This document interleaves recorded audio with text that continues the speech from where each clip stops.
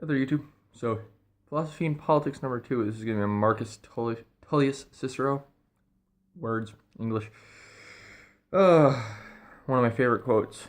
A nation can survive its fools and even the ambitious, but it cannot survive treason from within. An enemy at the gates is less formidable, for he is known and carries his banner openly. But the traitor moves amongst those within the gate freely, his sly whispers rustling through all the alleys, heard in the very walls of government itself. For the traitor appears not a traitor. He speaks in accents familiar to his victims, and he wears their face in their arguments. He appeals to the baseness that lies deep in the hearts of all men. He rots the soul of a nation. He works secretly and unknown in the night to undermine the pillars of the city. He infects the body politic so that it can no longer resist. A murderer is less to fear. Now, that was a famous quote done by Marcus Tullius Cicero. He rose to a quaestorship in, I think it was a year. So, a feat in of itself in the Senate of Rome before the emperor system was set up, and essentially all form of elected officials sort of lost their power when the emperor came around. But he was born January 3rd, 106 BC. He died the 7th of December in 43 BC. He was a Roman politician and lawyer, served as consul in the year 63 BC. Consul being the highest elected political office of the Roman Republic. Each year, 2 consuls were elected, and they served 1-year terms. I don't think there was any limit on the amount of times that a consul could serve, but he had 1 year, and then the vote would come up again. His influence in the Latin language greatly affected not only Latin but English languages into the 19th century.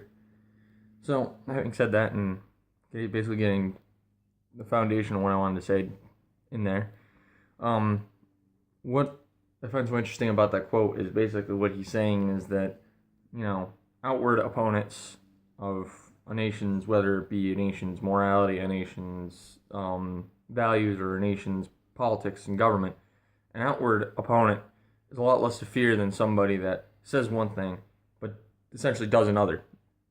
So the ones that you should be fearing are the ones that they do say that they are going to help you and that they are going to fix all your problems, and then when they get into the office, the only thing they do is happen to make the country that you're living in worse. This is a notorious thing that happens with politicians on both the right and the left. They make a lot of promises that A, they don't keep, B, sometimes they do the exact opposite, and C, it usually ends up leaving the country in a state that was worse than when they went in. Now, you could argue from one side or the other that it's usually the other side, but I don't believe in bipartisanship. I'm well aware of the fact that both sides do this stupid shit, and both sides have a negative effect on the country in one way, shape, or form.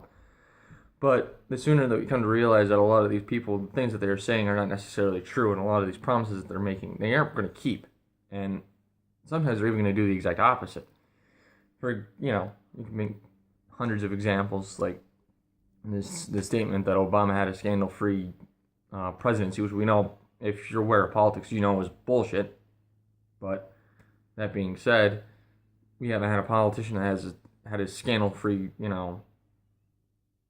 term in ages, decades even, and that's sad in of itself.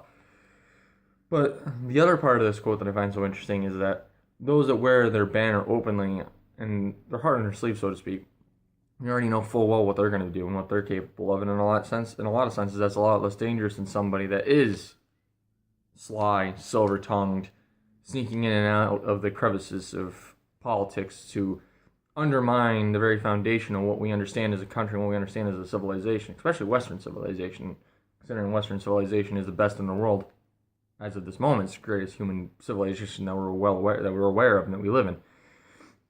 But these people that they can look at, let's say for example Sharia law. They look at Sharia law and they say, oh, maybe it's not necessarily so bad. I was like, it is bad because it punches a hole in the foundation of the Constitution, especially in Americas and other laws within the Western world, puts a huge hole in them because it supersedes that law. Sharia law does, especially to a lot of more of the extreme Muslims. I don't know the percentage right off the top of my head. I think it's somewhere in the realm of, let's say, 1 in 5 believe that Sharia law should supersede constitutional and other forms of government, which is crazy in of itself, but that's another story for another time. So, with this being said, I'm not talking about Sharia law as just saying that's the only one. No, I'm well aware of the fact that there are other ones: Antifa, Redneck Revolt, Communist Party, you name it. They exist. Actually, I do believe the Communist Party has a lot more of a footing in Western culture than neo-Nazis and neo-fascists ever will. Not saying that there's a big difference between communism and fascism. If you were well aware of Benito Mussolini, he was a socialist who evolved into a fascist. He said that socialism is a lie. It's a fallacy. It's a facade. It's a play. Communism and fascism are the only true examples of socialism. So take that as you will. But with this being said, we need to be aware that there are people inside of every country in the world that want to undermine the pillars of that society, whether it be for what they believe to be the greater good or the fact that they just can't stand the culture and want to see it destroyed. Some people just want to see the world burn.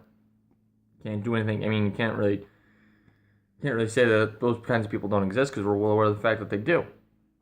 These are the same people that would glorify the concept of communism and Stalin, but on the other hand, in the other breath, turn their cheek to all the things that he's done that were evil, especially the Communist Party in itself, not just necessarily Stalin.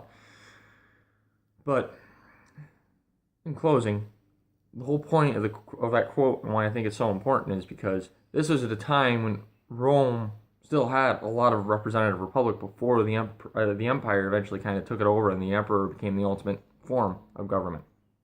And what a lot of Cicero said had a lot to do with that. We can survive the ambitious and the enemies on the outside of the walls, and we can even survive those that want to change our ideals through lawful government. The ones that we can't survive are the ones that want to change us through force. Anyway, I realize this is late. My internet sucked yesterday and I couldn't upload, so I probably will have another video out later today, Sunday. So I'll see you then. Have a good afternoon, evening, and or night. And I will see you in the next video, hopefully later today.